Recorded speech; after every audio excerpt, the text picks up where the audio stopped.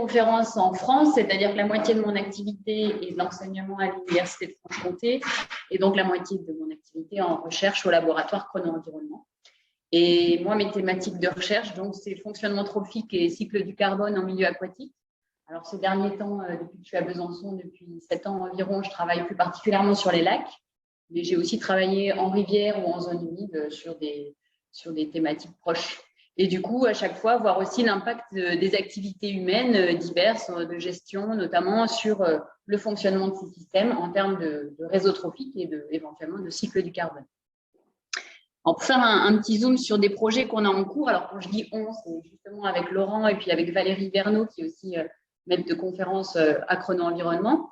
On a des projets qui tournent, qui ont pour objectif d'évaluer comment l'occupation des terres sur les bassins versants vont impacter sur la matière organique qui arrive au fond des lacs, alors en termes de quantité et aussi de composition de cette matière organique qui s'accumule au fond des lacs, et comment ça ensuite ça va jouer sur le fonctionnement trophique des lacs et sur le cycle du carbone, parce qu'ils vont du coup transférer, être émetteurs de carbone ou piéger du carbone. Enfin, je reviendrai sur ces aspects-là.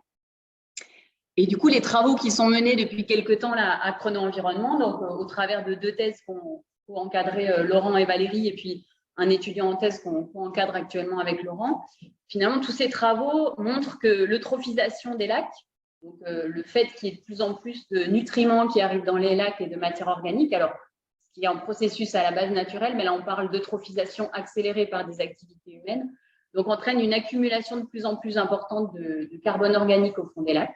Ce carbone organique, il est dégradé par des bactéries qui consomment l'oxygène, et donc on est dans des situations où on arrive souvent à de l'anoxie assez sévère au fond des lacs, en tout cas des lacs du Jura qu'on étudie actuellement. Donc un lien fort entre eutrophisation et carbone organique anoxie. Et ces conditions, en fait, sont propices à la mise en place de méthanogénèse. Donc, c'est la production de méthane dans les couches profondes des lacs par des micro-organismes du groupe des archées. Ce méthane qui est produit va ensuite être diffusé dans la colonne d'eau. Il va être oxydé quand il arrive donc en présence d'oxygène par des bactéries. Donc, ce phénomène d'oxydation, donc ce qu'on appelle la méthanotrophie, va se faire soit au niveau des sédiments et donc ensuite donc, par oxydation par des bactéries, puis transfert de ces bactéries jusqu'au consommateur benthique, ou éventuellement plus haut dans la colonne d'eau, donc ce qu'on appelle les consommateurs pélagiques.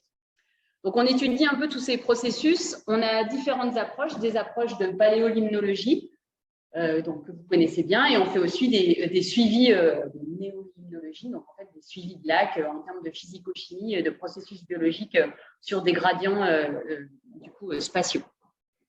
Alors, juste, je vais vous présenter quelques résultats, pas nombreux, mais en termes d'approche paléolimnologique, donc là, vous voyez des résultats qui ont été obtenus sur des consommateurs benthiques. Alors ça, c'est des résultats qui sont issus de la thèse de Simon Bell, qui a co-encadré Laurent et donc Valérie Verneau.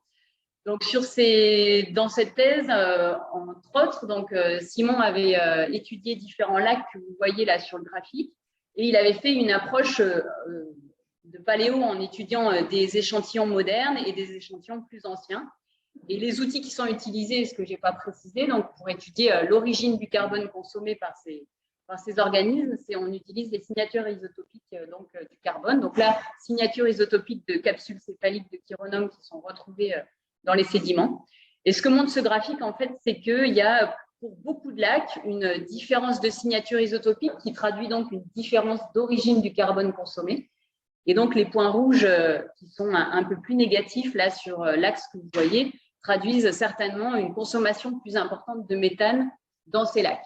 Donc ensuite, l'intérêt, nous, d'étudier ces signatures isotopiques et de voir ça, c'est de se dire il y a consommation de méthane, c'est-à-dire qu'il y a eu production de méthane, c'est-à-dire qu'il y a eu certainement dégradation des conditions d'oxygénation des lacs, et donc après comprendre pourquoi ça a été dégradé.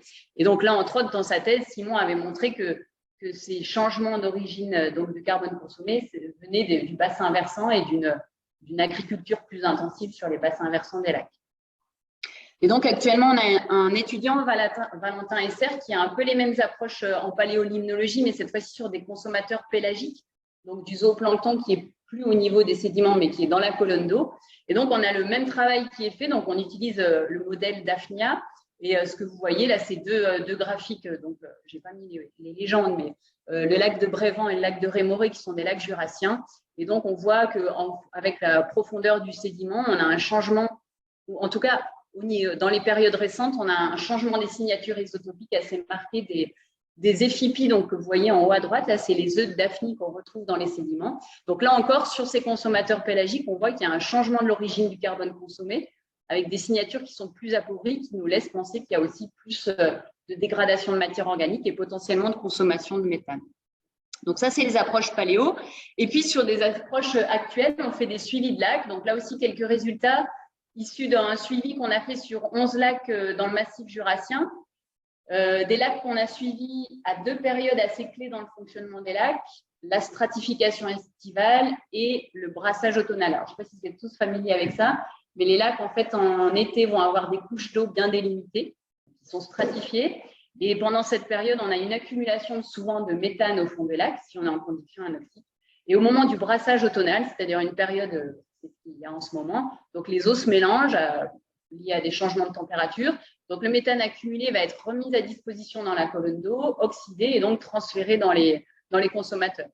Et là, ce que Valentin a pu montrer à travers ses travaux de thèse, c'est qu'il y a une corrélation positive entre l'accumulation de méthane au fond des lacs et le pourcentage d'agriculture sur la surface des bassins versants. Et aussi, le TC, là, que vous voyez sur la deuxième graphique, c'est les caroténoïdes totaux. Donc, c'est des pigments qu'on mesure dans les sédiments et qui nous servent de proxy pour mesurer le niveau trophique des lacs. Donc, plus il y a de pigments, plus il y a de matière organique qui s'accumule. Donc, ces 2 paramètres, agriculture et pigments au fond dans les sédiments, sont corrélés positivement avec l'accumulation de méthane en été. Et donc, ensuite, en automne, au moment du brassage, on voit là, à travers les signatures isotopiques des Daphnie, qu'il y a aussi une corrélation positive, c'est-à-dire plus on accumule de méthane en été, plus ce carbone dit méthanogène est transféré ensuite au consommateur en automne, donc quand il y a le brassage. Et donc, il y a aussi un lien entre le transfert de méthane et de nouveau les caroténoïdes, donc, qui sont en lien avec cette eutrophisation des lacs. Donc, ça, c'est quelques résultats que je vous montre là, qui sont ici de la thèse. Donc, pour revenir un peu au petit schéma conceptuel là, que je vous présentais au début, l'idée maintenant qu'on a, c'est d'aller un peu plus loin dans les projets pour aller jusqu'à, si possible, à des bilans carbone de lacs. Donc, c'est pas facile ça demande de déployer pas mal de moyens surtout un échantillonnage assez important pour arriver à faire ces bilans carbone. Mais les hypothèses qu'on a, que vous voyez sur la partie en haut du graphique, là, c'est que, en fait, donc, ce gradient d'eutrophisation, donc le fait qu'il y ait de plus en plus de nutriments dans les lacs, fait changer le fonctionnement du lac. C'est-à-dire qu'on passe d'un lac qui peut être, au tout début, on a des émissions de CO2 parce que des lacs qui sont oligotrophes, donc avec peu de nutriments, vont être dépendants souvent de matière organique qui arrive du bassin versant, qui est dégradée par des bactéries, et donc en respirant, ces bactéries émettent du CO2. Puis, normalement, quand on va dans un lac qui est un petit peu plus eutrophe, donc qui accumule des nutriments, il y a aussi une production primaire qui est plus importante. Donc, photosynthèse qui, a priori, du coup, permet de fixer du CO2, donc fixer du carbone. Donc, a priori, plus une fonction de puits de carbone.